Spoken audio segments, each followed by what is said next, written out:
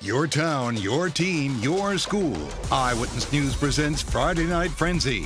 Sponsored by New Balance, Avon and South Windsor. When your feet feel good, your whole body feels good. It was one of the toughest days for high school sports we've ever seen. Last March, when the CIAC canceled the Winter Sports Championships, on Friday that week, we did our final FNF show. Well, we are back tonight, our first FNF show of the season. Look, we don't know how long we're going to go. We've got our fingers crossed. We hope we can make it through a 12-game fall season. Welcome to Friday Night Frenzy right here on Channel 3.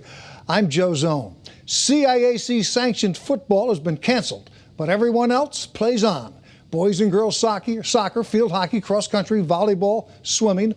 All of these kids have been through strict practice protocols and have now stepped up the intensity. Scrimmages begin tomorrow. The first games are scheduled for next Thursday, a 12-game season that ends in early November. They are still working on a plan in all sports for some sort of postseason tournament. And that brings us to tonight's show and the CIAC Executive Director, Glenn Lungarini. Glenn, if you had told me last March when we did that final FNF show that we would be sitting here in September without football and now wondering about January and February, I would not have believed it. Here we are. Welcome to the show.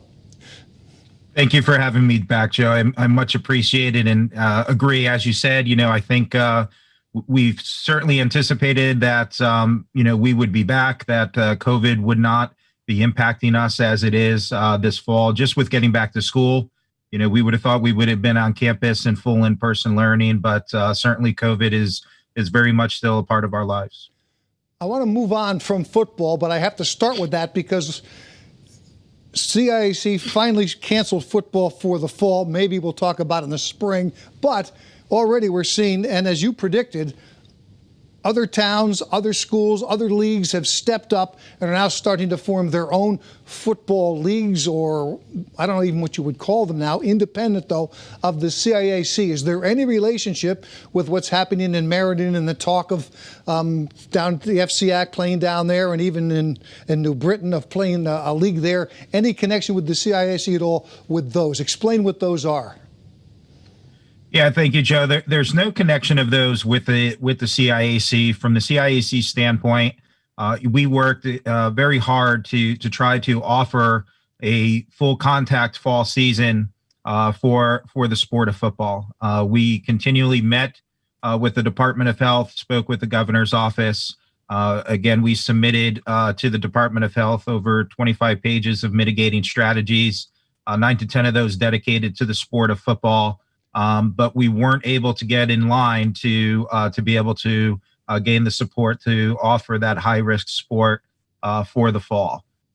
So, with that in CIAC, then aligning with the position of DPH, again, we did so understanding the difficult position that it would be putting our member schools in. So for the same reason, for those issues, we don't have any alignment, with any of these independent leagues, much like in other sports. We don't have any alignment with AAU basketball or club volleyball either.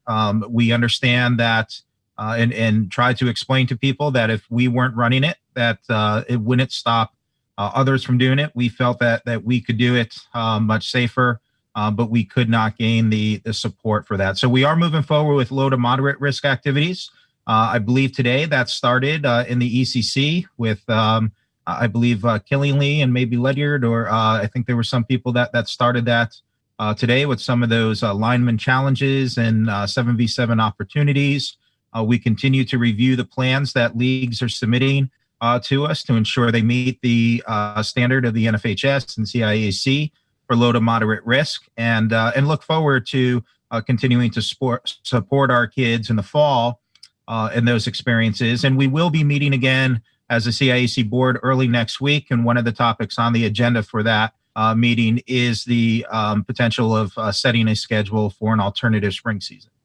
Glenn, the kids who are playing football now, would they be eligible to play high school football under the CIAC's banner if you guys decide to play it another time? Yes, Joe, it'd be similar to what would happen with other sports. Again, it's unique in football right now because there's really never been an outside opportunity beyond high school football in any season, whether it was, in the fall, spring, summer. So, just like an AAU basketball player could be playing right now in a fall season, it doesn't affect their winter eligibility for high school basketball. Same thing right now. We're not offering a full contact season. So if student athletes play in that full contact season, it doesn't affect their ability in the spring if we're able to establish that spring season. All right, so, and this is going to be the last one on football. I get this question a lot, and this is from one of our viewers. We asked them to ask a question, and why is football being played all over the United States but not in Connecticut? That's the short version of it. I know you've got the answer for that one. Joe, a lot of that simply comes down to where you have support with your local health department and with the governor's office. When you look across the state, and we did speak with NFHS on this, looking at their plans, and again, their recommendation was that you need to speak with your local health department on this. I think besides Pennsylvania, there's no other state that we've spoken to that isn't acting in alignment with their local health department and governor's office. So those that have been playing right from the start have had that support and been able to play. Those that have switched, who were scheduled for the spring and are playing now, do so with that support. And those that aren't playing now, like Connecticut, are doing so with the guidance of their local Department of Health. So when you just look around us, New York, Rhode Island, Massachusetts, Maine, Vermont, all in similar situations where we just don't, we weren't able to gain that support for that particular sport. But as you said, we move forward.